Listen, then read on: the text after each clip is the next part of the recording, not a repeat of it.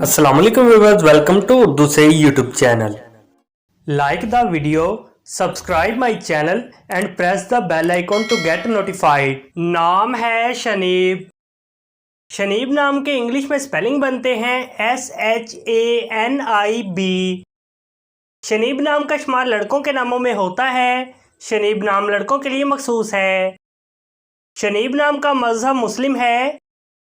शनीब नाम के मायनी हैं बहुत खूब यानी बहुत अच्छा, कामिल। शनीब नाम के इंग्लिश में 6 हरूफ हैं और ये एक लफ्ज़ है, 6 वर्ड्स एंड 1 लेटर। शनीब नाम के उर्दू में 4 हरूफ हैं और ये एक लफ्ज़ है।